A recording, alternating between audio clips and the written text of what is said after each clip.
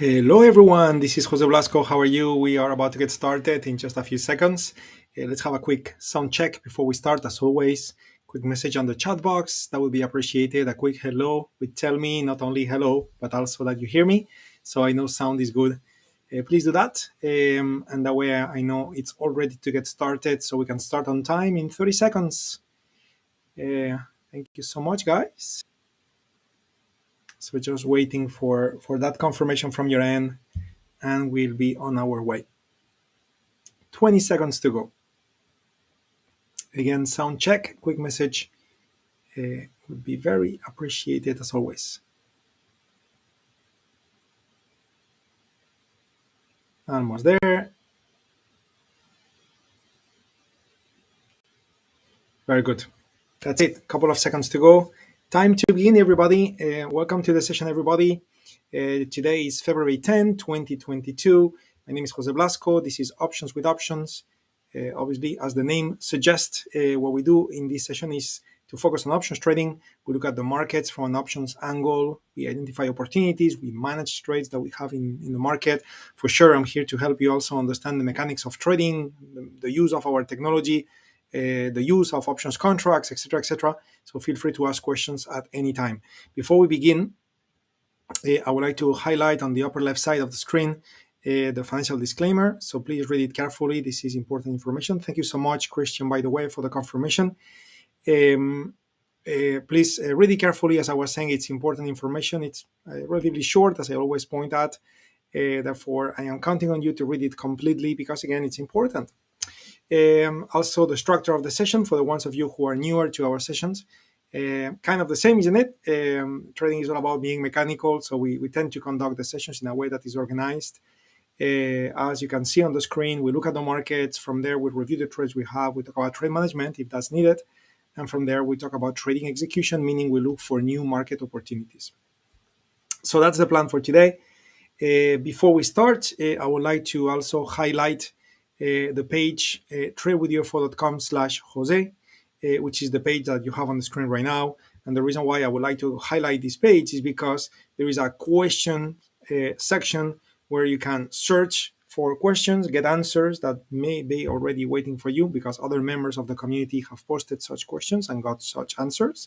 You can certainly also log in, click on the Ask Question button and type new questions that you may have, including uploading screenshots and things like that. So we can get quite detailed in here, and I would certainly appreciate that you guys utilize this form to formulate your questions, unless it's something, let's say, very private or personal to your style of trading or something that you don't feel like disclosing, and then you would prefer to send an email. Of course, no need to say. You are welcome to do that as well.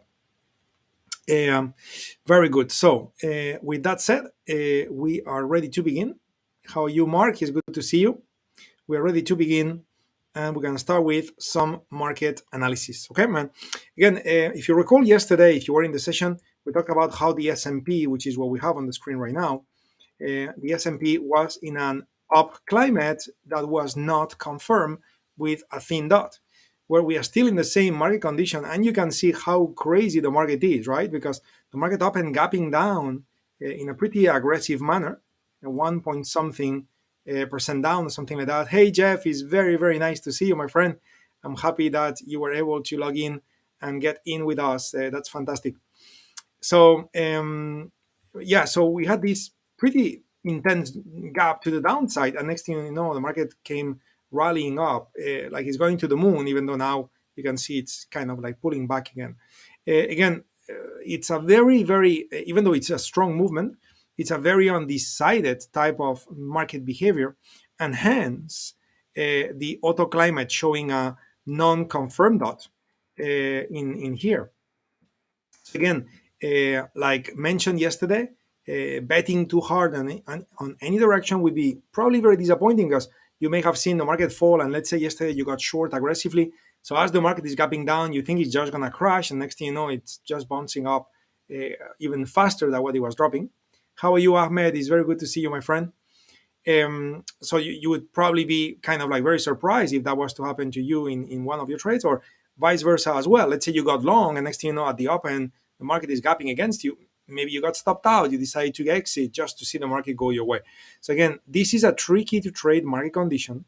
When we look at implied volatility for calls and puts, it's unbelievably tight. Today, the 3-day average of implied volatility for the calls and the puts is exactly 16.33 both. And the one thing that we also need to check here, which is the volume map. Okay, and let me, since I had this running for a while, let me make sure the values are accurate at this moment in time. So notice how we are looking at 1.2, 1.1, 1.1, all blue color, but here 1.1 gray color. So again, small values. Nothing is clearly pointing at anything when it comes to a directional move. And also the real-time implied volatility for the calls and the puts today, apart from the 3-day average, is equal 16.33. Well, guess what? Today, the real-time one for today is also 17 for the call and 17 for the put. So everything is really, really, really matching. It's kind of like major fight between the buyers and the sellers in this market, and it's indeed very difficult to predict what's going to happen next. Okay. Yes, Christian, you had a question on the page debating a Netflix long butterfly. So maybe we can talk about that because you were talking about the negative max risk. And actually, since you are asking about it, we did, because I collaborated with a support team. Since this is a strange case to get a negative max risk, isn't it? So I collaborated with our support team to provide an answer here for you. And basically, we actually were having trouble to replicate your screenshot here because the resolution was relatively limited, and we were not sure. We were not able to get that negative max risk. Okay, so if you could share on the chat box your specific trade parameters, or if you wanna use a screenshot just to make sure we're gonna get like full resolution, also to make sure that I can share with the whole set of attendees now here. So maybe one thing you could do is use, I'm just gonna type it here on the chat box. Use that service called snipboard.io. And yeah, if I zoom in, I mean, we tried before, okay, to zoom in. Oh, magic. Believe me, Christian, we tried it. We tried this. I don't know why it was not working when it comes to giving good resolutions. When looking at it, it was distorted. I'm not sure why. But anyway, I'm glad that now I have the information on the screen. So I'm gonna review this for you for sure in just a moment. Okay, Christian. Really sorry about that because we wanted to get back to you soon, but then we were struggling to see those values. Okay, so back to you in a moment. Okay, on that one. Let's complete the market analysis. Okay, and then I'll jump into that. Well, actually, I'll look at the trades that we have, and then I'll look into that. Okay. Yes, and me too now, Christian. I know it's really a weird thing. Sometimes I guess that computers, are just computers. We love them, but sometimes they also drive us crazy. Okay, so I'm just loading up the VIX now. So the VIX is the next analysis I wanted to do, and as you can see, so the VIX was rallying up pretty intensively when the market was opening, and the market was crashing down by 1 point something percent. Of course, with the market rallying, the VIX was coming down just to hit that green UFO, and now the VIX is going back up. So we're talking about a value of VIX of around 21%. Yesterday, when we did our trade, it was more into like the 20%. So overall, the VIX went up by 1%. So if you think about it since yesterday, something like that. Sorry, not 1%, 1 point from 20 to 21. And if you recall yesterday, if we start looking at our positions now, so one of the positions that we added yesterday was this double calendar on WPM, which I'm going to be reviewing. It's showing $3 of positive PNL. I mean, again, nothing yet for what this could be, but we'll review that in a moment because that was yesterday play. Okay, given the market conditions that we have today, to be honest, my approach would be the same. The VIX is 1 point higher than yesterday. Well, yeah, I would like it to be lower, but again, we're gonna use the matrix to find stocks which are low volatility, and then plan again for the same type of trade that we did yesterday with double calendars because volatility is not too high.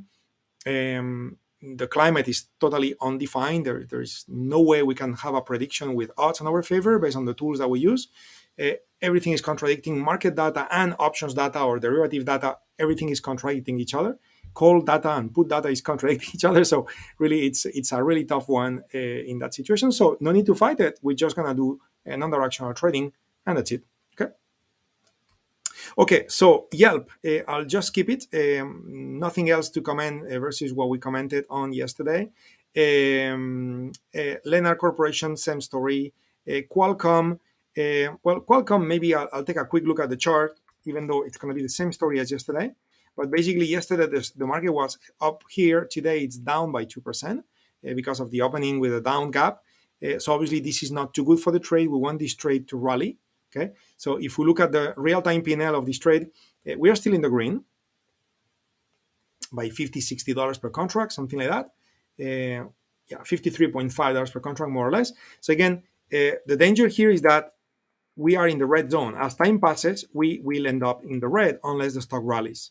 So we need to be watching this. And if you get to see in the following days the stock to go down or volatility to expand or contract, depending on which legs, and you see that P&L line start approaching the red line, then the recommendation here would be, from a trade management point of view, a smart action I would say would be to close the trade manually.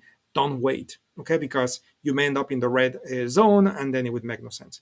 In the other hand, that stock may, if the climate in the S&P confirms, and then it goes, so that stock may rally, and next thing you know, like it did not too long ago, at the speed of the light, the stock got to above the 190 territory. So if you get there, you're going to have a much greater profit, and that would be the time to close it, ideally 182.5, as we commented on yesterday. So watch it manually, that's the bottom line. And worst case, when we meet again next week, we'll certainly take a look. But next week, it's going to be the week where we hit expiration on February 18. So we may be hitting the red line unless the stock has rallied. Okay, so you have homework to do there watching this trade if you are in. Okay, EOG, I'm just going to skip it because it's the same as we commented yesterday. And FedEx, that one is worth it to review just in case some management needs to be done, especially since there have been a violent move on the S&P. In this case, with FedEx, 0.72% down. But again, when looking at March 4 expiration, our implied volatility line suggests that we are not going to reach or surpass the purple line. And therefore, so far, there is no action to be taken from a trade management point of view. Just let time decay, do its thing, and time pass towards March 4 expiration. Okay, so the last one I want to comment on, this one may take just a little bit extra time to review. It's the trade that we put together yesterday with WPM, where we are indeed very nicely located in here in the range. So there is no concern of any sort. And also, in this case, if the range was to be broken, it's not necessarily a bad thing. Because again, if for the range to be broken, the stock needs to rally a lot, and for the stock rally or drop a lot, and very quickly. And if that's the case, volatility will probably rally. The implied volatility, the continuous implied volatility will probably rally. And you may remember from yesterday, if I go back to simulate this trade, that when implied volatility on this trade rallies, next thing you know, the P&L zone expands. So it's not necessarily a bad thing that the range is being broken. Of course, in a perfect world, the volatility rises and the stock remains in the same place. But it's not like an iron condor where it's very sensitive to the range. So with double calendar, which I didn't mention yesterday, I'm not going to be trying to adjust and readjust the range and move the 44 down or move the 39 up.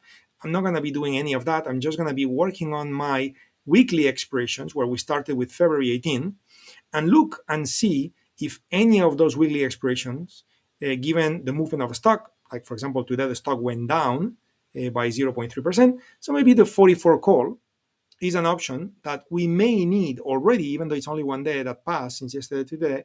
We may need, or we may gain a benefit by rolling it out from February 18 to the next weekly expiration date. And that would depend on finding on the option chain what we call distorted Greeks. Okay, so distorted Greeks, to find out if we have that or not, we will need to look at February 18, which is the current expiration date that we're using. I'm just gonna go ahead and select only the strikes I use, which is 39 and 44, so that way I don't confuse you. So we are only looking at the golden lines. So we are dealing with a 44 call, and we are dealing with a 39 put that expires in February 18. And the question is, should I buy to close that 44 call or that 39 put and resell it using February 25? Well, of course, in one hand, if you close the 44 call that expires in February 18 and you resell it using um, February 25, so you should be able to get rid of it somewhere between 7 and 13, let's say 13 cents. That was the last trade, the last trade that was filled. Okay. And then and there is volume. Okay. So that number is significant. So 13 cents, you should be able to get out at that price. Now for the February 25, they have not been traded volume there yet. So that last price means nothing. So the midpoint between 20 and 30 may be like 25. So if I close it at 13 and I sell it again with the next expiration days at 25, basically I'm gonna collect just a bit more of premium, in this case, additional 10 cents, which just being 10 cents probably doesn't feel too appealing. Again, keep in mind, we are dealing with a $40 stock. So it's not that you're going to get like $2 of premium. It's not going to happen. It's a $40 stock. It's quite cheap already. So the premiums are going to be relatively small. But the question is not about, is it great or not? Am I happy or not? The question is it time to do it or not? Because if it's time to do it, okay, then no matter if it's little or small, it's time to do it, right? And if you don't do it now, you may miss more premium later. So you may feel it's little, but then later it's even less, okay? So how do we know if it's time or not? Well, that's when we like to look at the theta value for the one we have. And we also look at the amount of days to expiration, okay? And with that, we compare that to that value of 13.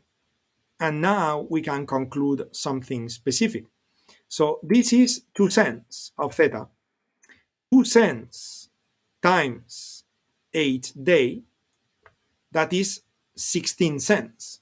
So if, and again, this is a very practical type of application, very, how do I put it, pragmatic more than practical. It's a very pragmatic application on how to detect if your Greeks started being distorted or not.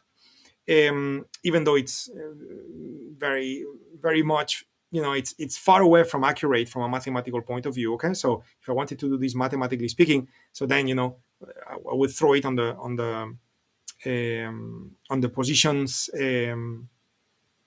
How do you call it? On the, oh my god, on the projection tool. Can you believe this? You will throw it on the projection tool. You can play with it. There is also a decay tool here, which we never used yet. Okay, so one of these days I will.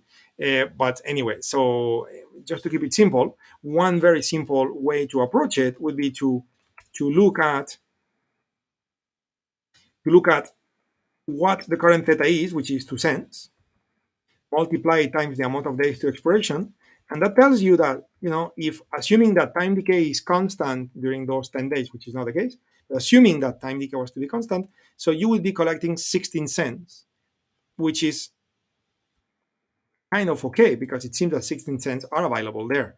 Okay, even though the last trading price, which is somewhere in the middle of the spread, is not 16 cents, is 13. But then based on the asking price, it seems that value is still there.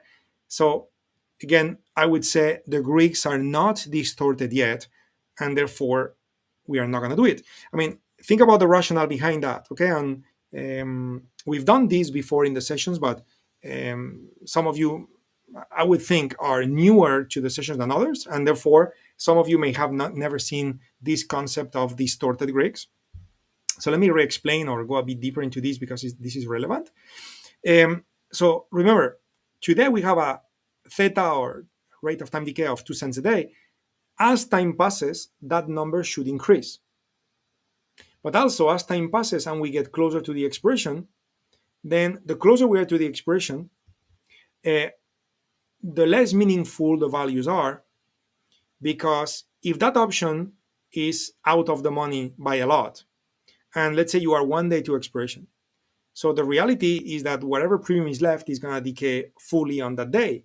But the reality is that there may still be people paying for it. There may still be implied volatility built in, because some people may buy such a lottery ticket, pay, I don't know, 5 cents for an option that expires today, which is far out of the money, um, to play the very unlikely situation, but could happen, where the stock rallies like crazy. Next thing you know, now that 5 cent option becomes $1, and you just had a crazy amount of, crazy amazing return on investment.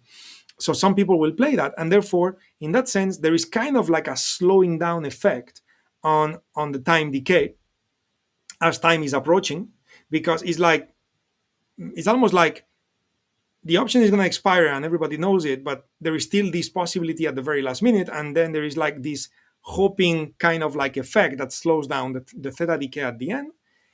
Well, time decay should be increasing towards the end based on classical options pricing theory. So therefore, when all those trading platforms such as Top, where we use a very advanced pricing model, which is binomial, as you probably know, where we program all of this in the very nice, Christian. When we are programming this in a platform, so no matter how you approach it, in the end, there is a, let's call it a human component, where you don't know how much of those humans will show up and they will be buying those lottery tickets for 5 cents. And next thing you know, that option is not decaying because people keep buying at 5 cents or 6 cents or 8 cents or whatever that is, and the option is not basically getting to zero until it's like 2 minutes from expiration, and now that's it, the hope evaporates, and now the option goes to zero in 2 minutes. But for hours it would stay at 5 cents, 8 cents, just because of that, let's call it a hoping effect, which is a very inaccurate way to express it, and definitely far from what mathematics can do. But I'm always trying to simplify it and use human words, instead of what computers do, to kind of explain what I'm trying to say. Hopefully my approach makes sense to you guys. So in other words, while we can get very, very precise at using mathematics to understand how accurate or inaccurate or how much hope there is built in that theta value, the reality is that a very simple way to approach it is you take the theta for today, which should be increasing every day. You multiply it times the amount of days, and this will tell you how much premium should decay from now until expiration. In this case, we got 16. Okay, so, and 16 happens to be a number which is available on the options print. So somehow you could say that with this simplistic approach, there is no distortion yet. What theta is telling you could actually become a reality if these options lose 2 cents a day during 8 days. So next thing you know, after 8 days, you would have lost whatever premium is left. But you will see, like when we repeat this exercise next week, because we will, you will see that at that time it's going to be totally different. You will see how probably we're going to have a theta value of, let's say, I don't know, 8 cents per day. And maybe you got 3 or 4 days to expiration, where 8 cents a day times 4 days, that's 32 cents. But maybe the value of the option instead of 16 is going to be 10 cents. But theta suggests you're going to decay by the amount of 32. And that's not even possible. That's when now we talk about distorted Greeks. And basically, it's now time to roll into the next expiration date, no matter premium available, roll it, because whatever decay you're expecting on the front week is just not going to happen any longer based on theta. Whatever had to happen already happened, and whatever is left to happen is going to happen 2 minutes before the end. And 2 minutes before the end may be 4 days of extra time decay on this one at a rate of also, in this case, 2 cents.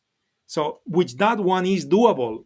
The other one is distorted Greek, so the other one is not doable, where this one would be doable. So then that would be the time for us to roll. Now, again, today is not the time to roll, so I'm not going to do it. But I wanted to give you a little bit of the reasoning behind why is not the time to roll it. I will re-explain that again in the next session. And that way, if this was a new thing to you or it was a bit confusing, so again, we learn through repetition, so I guess you'll get it then. Even though, of course, if you have any question, please feel free to type it now. And if all is good, please let me know all is good I would really like to know. So nothing to be done in the. Oh, wait a minute. I didn't check the 39. Okay, so we check the calls. Okay, we check the calls, but I didn't check the put. So if we look at the 39 put, so the 39 put has a theta value of 3 cents. Okay, so 3 cents times 8. It's kind of silly to bring a calculator to do this, but again, just to be visual, 3 cents times 8 days, that's 24 cents. Now, with the put, notice how we do have that situation where the most you will get here is 18, but theta is telling you you're going to get 24. Well, guess what? It's not doable. Okay, not doable. So in a case like this, it's time to roll. Okay, so the put is to be rolled, the call not yet. So, and hopefully the fact that the put meet that criteria is now clarifying my prior theoretical explanation. So how would you roll that put on WPM? Okay, well, you would first find the put here. This is the 39 put that expires in February 18, and you would right click to create a rolling order. Okay, and basically when you do that, it's now going to give you the opportunity to buy back the February 18 39 put and sell a new 39 put that expires in February 25. Now, if you do that, you're going to get 11 cents of credit, which is very little, but it's time to do it. Okay, it's time to do it based on already having distorted Greeks available. So not doing it is going to be less efficient than doing it. So we're just going to do it. And let's see if I get filled or not. We just got filled at 11. Okay, and therefore now I would like to, first of all, show you what the outcome is. So again, the 18 February put is gone, quantity is 0. And now we have a new 25 of February -1 put. Okay, so we have the field prices that we got there. Okay, and thanks to this, okay, I can now go ahead and on top edit my position. So now you will understand the beauty of doing this type of tweaks during the life of the trade. So this is the trade that we have with WPM. Remember, we said when we put the trade together yesterday that the most we can lose is 119. Why? Because the most we paid is 119. So the most you can lose is 119. But now we just took that February 18, 39 call, right? And we closed it.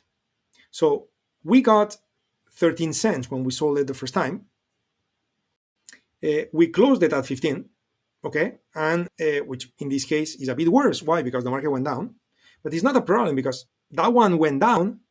Sorry, the P&L of that one went down, but the value of the put went up, which also applies to the 25 February expiration put, right? So the net result of doing this tweak is 11 cents of additional credit in.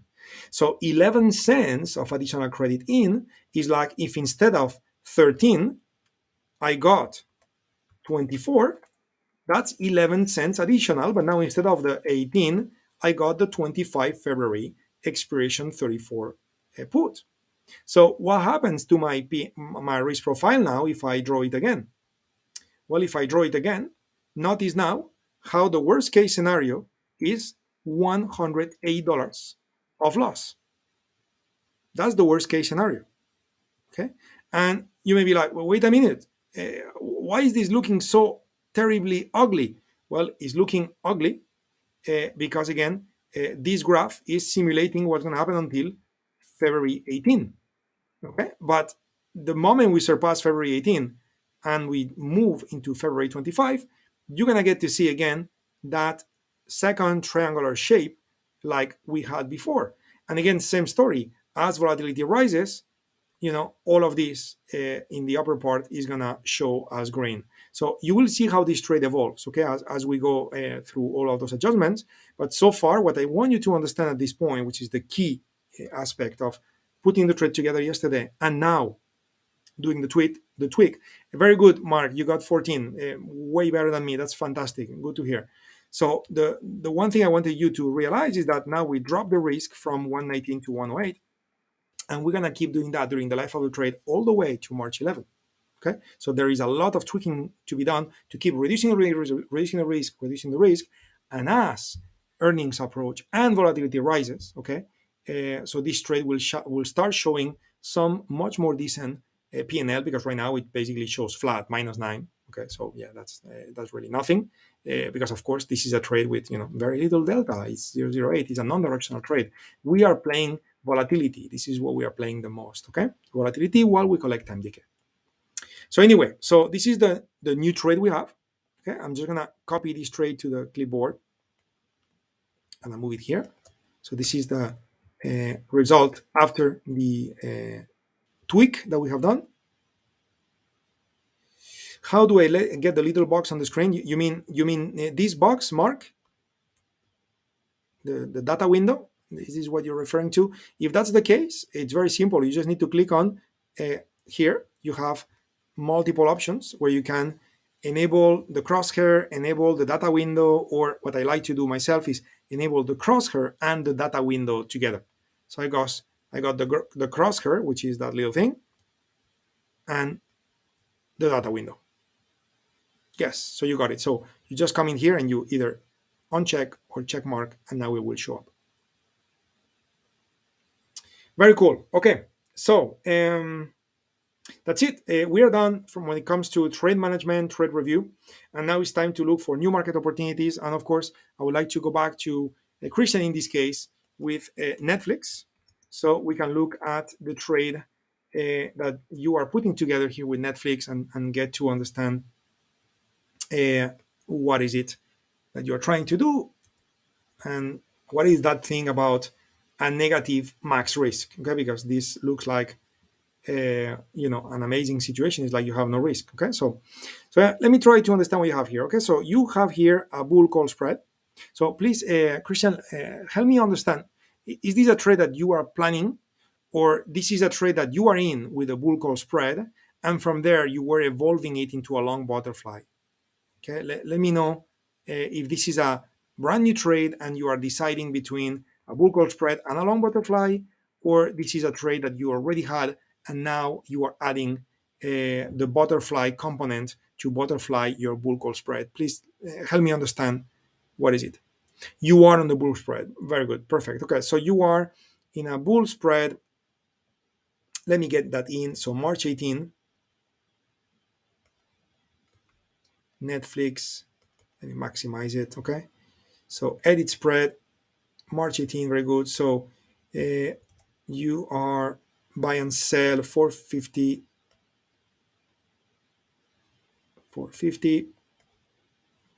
and you are selling for 60. So 450 for 60. Also, if you don't mind to let me know when did you enter this trade, the date, so that way I can also look at the chart and understand a bit better. So you got 22.34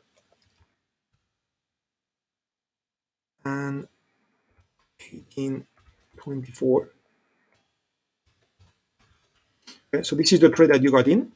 So this is a trade with a risk of $4,000. 410. Okay, so oh yes, I got bye. Okay, sorry for that. That was silly. Okay, bull call spread. Here we go. So the risk is 410. Yes, so we got the same. Okay, so this is your bull call spread. I believe I did it right. Okay, on February 1st. So February 1st, stock was here.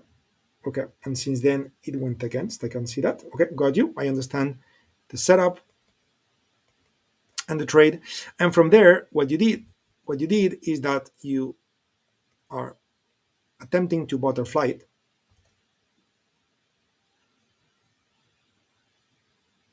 by selling another 460 call and buying the 470. Okay, so selling another one 460 with sorry, call with whatever price is available now, and then you are buying the 470 with a midpoint. This is buy. Okay, here we go. Here we go. Okay, so here's your butterfly. So you are reducing the risk here to 3. So basically your maximum risk is 313.5. Okay, so you move from the 410, which is the original risk, to 313.5. Okay, okay, so from the 410 you move to 313.5. But your question is, why is it that here it shows a minus number, like a negative max risk? Yes, thank you for that, Christian. Yeah, so here's the issue, okay? And probably, and please confirm if this is happening to you too, which is that when you input the information in this format, which is what we do when we evolve positions, right? When we tweak them, when we butterfly them, etc. So what the tool is going to do is basically, the tool, basically we are driving the risk graph crazy in a way, because the risk graph is like, okay, wait a minute, how can it be that the 460 call, which is the same call I got below, you know, one of them is filled at 342 and the other one is filled at 1824. Like, if you were to do it at the same time, that's just not possible. So the only way this is happening is that there is some sort of a custom volatility, and basically that's what's gonna be applied by the simulation. So in this sense, the simulation makes a lot of sense, but of course, then when calculating certain theoretical values, we are basically driving the risk graph tool a bit crazy in this case. Okay, so it's not like you found an arbitrary opportunity. You are driving the risk graph tool a bit crazy by doing that, which we do it all the time. I'm not saying it's you; we do it all the time, and because of that volatility component, right? So then it's really difficult to attack this situation differently. There is an option when you are planning your trade. Okay, let me do this. Well, yes, correct. So the volatility here shows as custom because the current volatility today is different. So if you look at today's volatility, it's 38 point something, but the values that you got represent something else. Okay, so it's a different animal. Okay, but if I do it again, take a look. So if I enter a risk graph with Netflix, and again, notice that by default it shows net spread. Okay, net spread.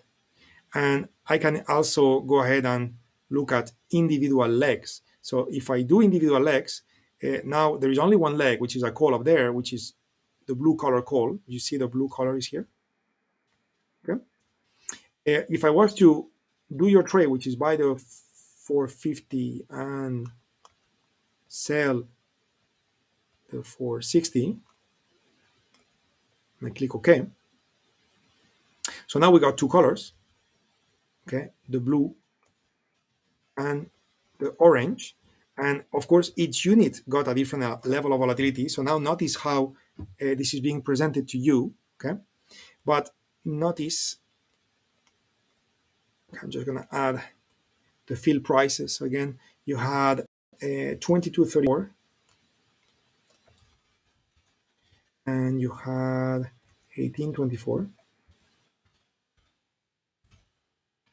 So if I click OK, okay, so now you have the fill prices, okay, and you still get to see the individual legs.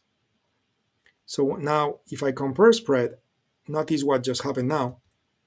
The possibility of treating legs in a way that is totally independent is not possible anymore, because the moment I could create unlimited amount of comparisons, right? I could do so many comparisons and every one of these could do something different. So I am literally, if I just can express it like that, I am kind of driving the risk graph crazy. And therefore, the only way for the risk graph to be able to plot when it needs to plot here, when you compare whatever you compare, it's to come up with this internal calculation, which is called custom, which works very well when plotting the graph, but often produces distorted results in here because there are certain comparisons that just could not be understood. For example, how can you get this price 1824 for the 460 call today, today, but also today you also get for the same unit 460 call, how can you get 335 for the same unit? So again, the risk graph goes crazy, and in order to be able to process the data properly and present the right graphical representation of the P&L, it needs to run this internal calculation called custom, okay, which again creates a distortion on the right side of the screen, even though what you get in the middle is correct. So when you do this kind of adjustment, I never mentioned this before in the sessions, to be honest. I should have. That's my bad. I'm sorry about that. But you have seen me in the sessions every time we do adjustments that I turn on the crosshair and the data window, and then I'm always comparing the blue line and the orange line here, which is that P&L and that P&L. That's where I'm working. At that time, I'm never looking right, even though the right section still exists, okay? So the numbers you should use in case of doing this type of adjustment is the numbers in the box. Exactly, you got it right. So going back to your specific case, if you are doing 460, 470, right? So this is your setup where you have the field prices with the initial units, and now the midpoint are the new units you are planning to add today. Yes, I did this wrong. 470. Here we go. Now I click OK. Here we go. So now I'm going to have my butterfly here. And now the values that you see here are 100% accurate. Okay. So you move from a $410 risk to $316. So you are cutting down the risk by like $100 while you're still giving the trade a little smaller window of opportunity to profit, but you're still having a second chance for the trade while the risk is cut by like 25% less risk. Like $100 out of 400 is like 25% less risk. So this, in my mind, will be a valid tweak for the trade. And that's how you would assess, the new risk profile details of the new trade that you would have in your account after basically butterflying your bull call spread. Got it. Okay, so should you do it or not? Of course, that decision depends on your trading plan. If you are looking at the chart, right? So let me float this away. So the climate is down 5 out of 6. So this has room to keep falling. If we look at the daily time frame of Netflix and we were to add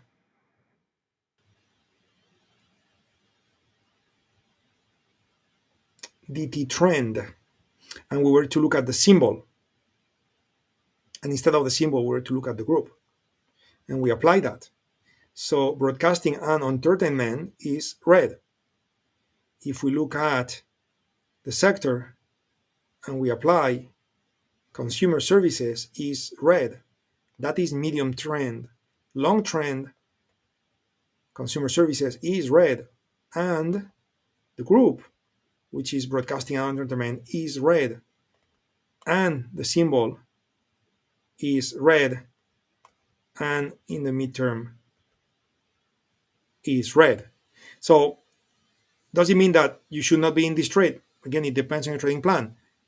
In my mind, you have seen me how I deal with market strength, right?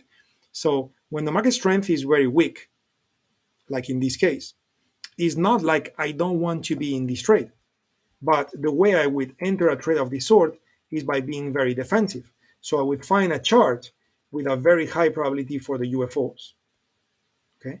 Then I would look for, the lowest turning point that has been violated here was here. This coincides with that UFO. So then what I would do is using that UFO, I would be selling puts and buying puts. I would basically do bull put spreads, and I would use that premium to buy calls or call spreads. So I get uh, I get certain amount of positive delta. So if it rallies, I profit. But if it keeps falling, which it could because the stock is weak, the group is weak, the sector is weak, so I could afford to see that stock fall from all the way 409 to 280, and I would not suffer a loss. Okay, I would see a negative P&L in my account, but my risk would be limited, and I would not suffer a loss unless I go below that UFO. So that would be a kind of a defensive approach to enter a trade when the market environment for this particular stock looks like it's weak, which is the case of Netflix. So again, when a market is falling very hard, it's certainly an opportunity to buy, cheap. But at the same time, the problem of Netflix in this case is that it belongs to a weak group and also a weak sector. So the stock is cheap, maybe not because the stock is cheap. The stock is cheap just because maybe the whole sector and group is not in a good shape at the moment, and that would really concern me to get me to get aggressive with an aggressive delta exposure. In your case, I again, and this is just me sharing my point of view, which has to do with my trading plan. It doesn't mean that this is the only way to trade, but in your case, you had a relatively aggressive approach with your deltas because you are using a bull call spread. So a bull call spread is a debit strategy, right? So being in a debit strategy, the only way you profit is that you need the stock to move your way. And therefore, you have a different amount of deltas built in, even though your strikes were relatively close and the deltas were not that much. Still, you need the stock to move your way.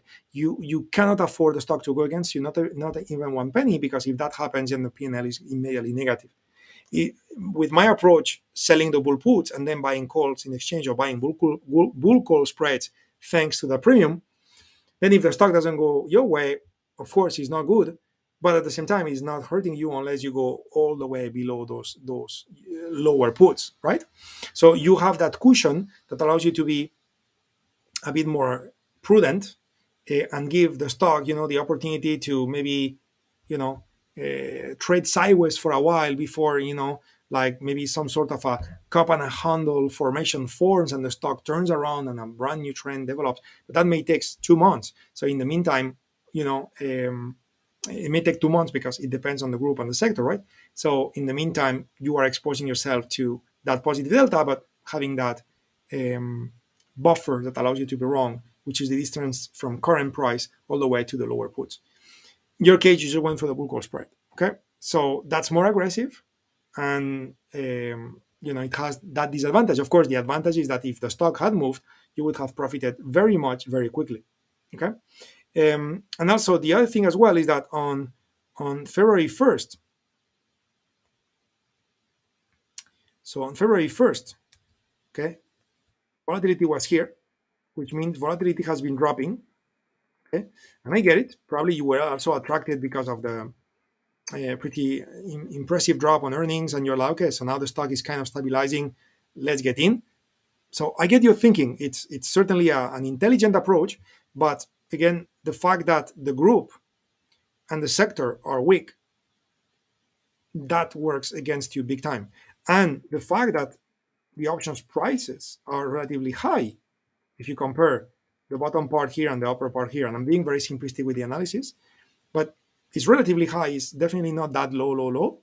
So then again, that may have given you decent premium for you to sell those puts, and you may have been able to do a trade that was pretty decent, precisely because the drop was very good, and the grouping is not in a good shape. All of these things create concern. Concern equals high premium. High premium equals expensive puts.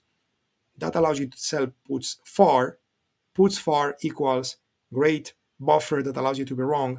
And then in an exchange, now you can buy bull calls. And then if the stock rallies, you profit. Of course, less because your delta exposure is less, but also your risk is less. Okay. So anyway, hopefully this helps, Christian. Let me know if all of this clarified both your question with the risk graph, and I totally get you now. I should have explained that in prior sessions.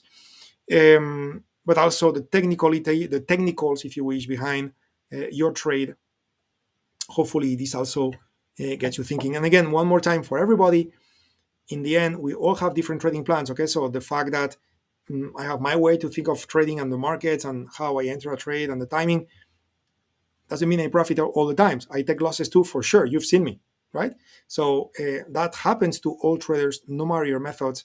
There is no perfect method. There is no right or wrong, but certainly there are certain market conditions that provide advantages or disadvantages, and basically that's what I tried to phrase in this explanation. So you can maybe consider reviewing your trading plan or confirming your trading plan or whatever it is that could be of use to you if this conversation had value. Very good. Okay, guys. So let's continue. So let's find a trade. Okay, we got 10 minutes to go. Hopefully, we can find a trade. Speed of the light. I want to find another double calendar. So let's go for CIV mean less than 20. I'm gonna load my list of penny increment options. Scan. With that condition, I got nothing. What if I scan for mean below 2 standard deviations? Nothing. What if I scan for greatest drop in the last 5 days? Good. Now I got a few. Okay, so we got FedEx, SRPT. FedEx, we kind of, I mean, we could, but we kind of leave it alone because we have an iron condor there. So it would be kind of a hedge for the iron condor. Anyway, let's take a look at Goldman Sachs. Okay, and let's analyze if this trade could be a doable trade or not. So earnings happening all the way there. So if we do it with Goldman Sachs, we're going to be looking at April 14 expiration, many weeklies in between. So that could be interesting. Implied volatility, the red line is within the blue lines. I love it. Okay, this is a perfect setup in the sense that we are seeing from multiple angles that options are indeed not expensive. Okay, so it's dropping, isn't it? So that's nice to see, and therefore all of this is a good invitation for us to plan on that. Now my issue is if we do a trade, the upper part of the range is going to be 442, and where is the all-time high for that stock?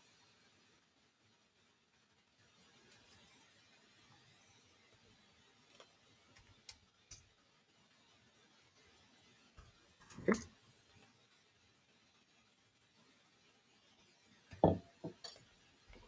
I think I must be loading too many of the bars. Yes. So yes, I guess I'm loading too many. Oh, yeah, good. So yeah, so all-time high is right there, and 442 is above that. So we cannot use Goldman Sachs. Okay.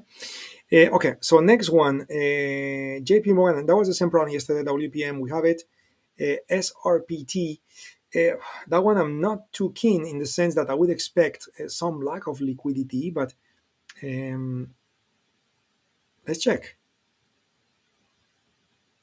Thank you, Mark. Thanks for that. So what do we have if we look at, let's say, February 18 and March 18? So if we look at just a few strikes, what do we have when it comes to liquidity? 12, 12, 45, 9. Wow, that's much better than what I thought. Okay, that's not too bad. Oh, wait a minute. That's Goldman Sachs. SRPT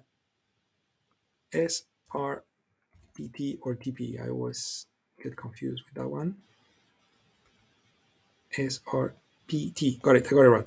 Okay, so 5 to 7. Oh, 9 to 10. No, too wide. Yeah, too wide. So I guess that we're gonna check FedEx. It's gonna be funny. You know what? I don't want to do FedEx because we could certainly do it, but if we do FedEx, the problem is that then on the Thinkorswim, I'm gonna have some of the legs for FedEx, which are gonna be the Iron Condor, and some of the legs that are gonna be the double calendar, and I'm gonna totally confuse you if I do that. So I'm not gonna do FedEx. So let's see what else we can find. Notice that as I'm looking for opportunities, I am looking at neutral zone for daily, neutral zone for weekly.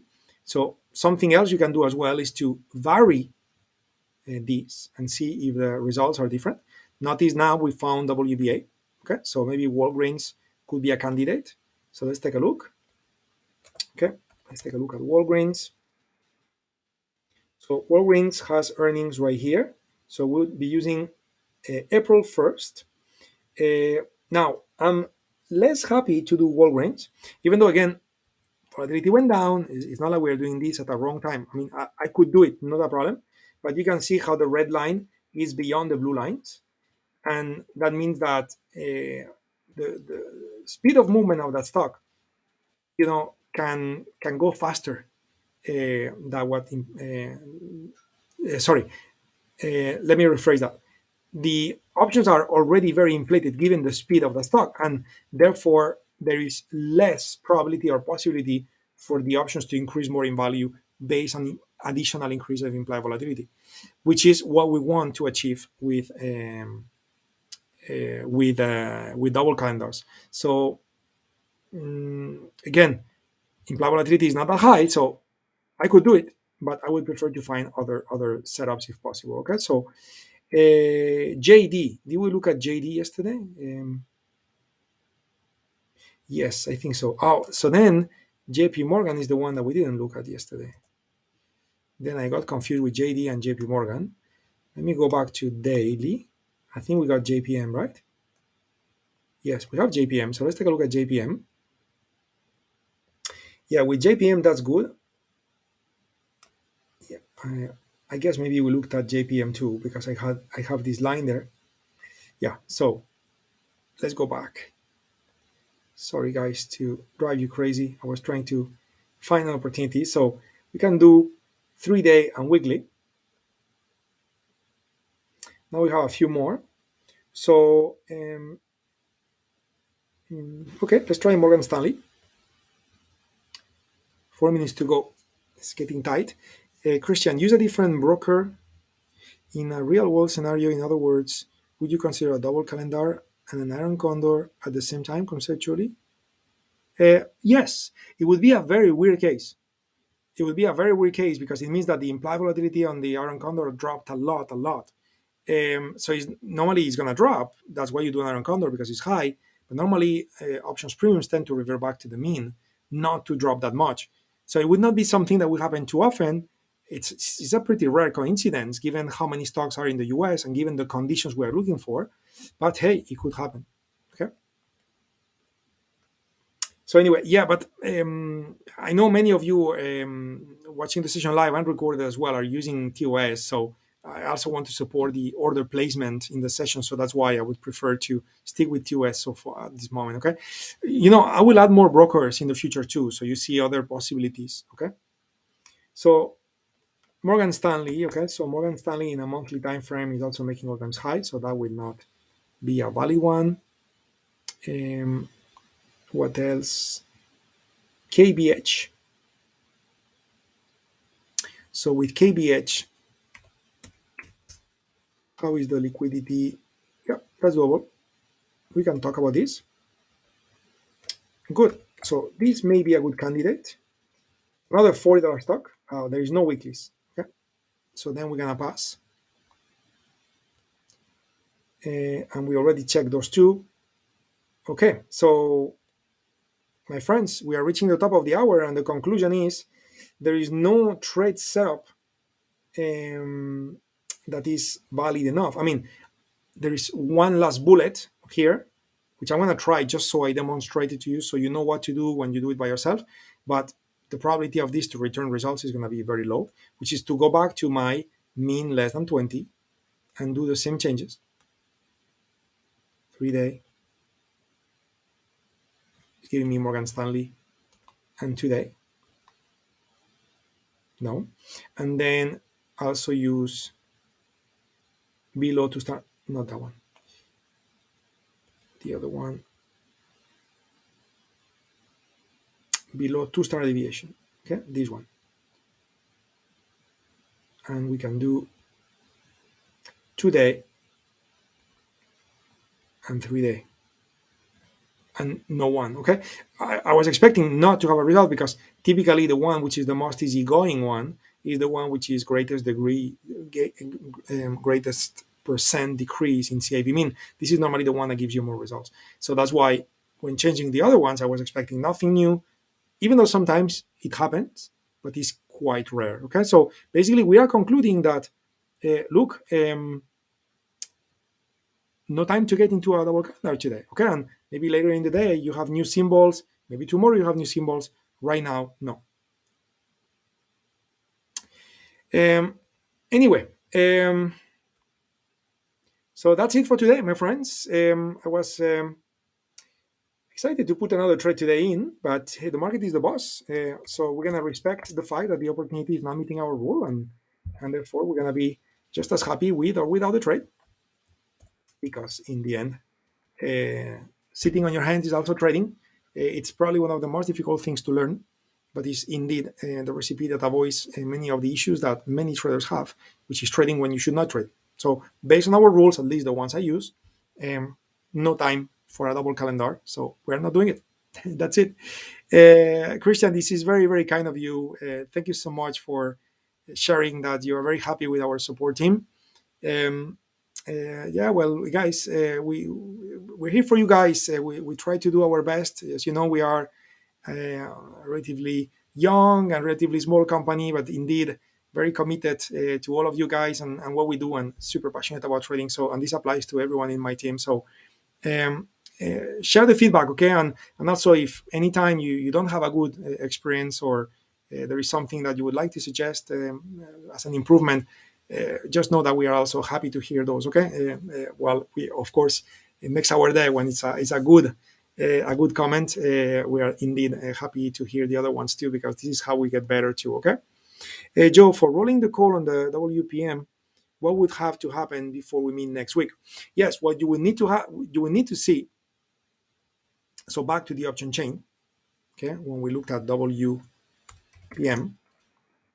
again, the tweaking of the double calendars is not critical, okay? So if you don't do it now, let's say tomorrow you don't feel well, you're not trading, and then next thing you know, you missed it and you do it on Monday instead of Thursday.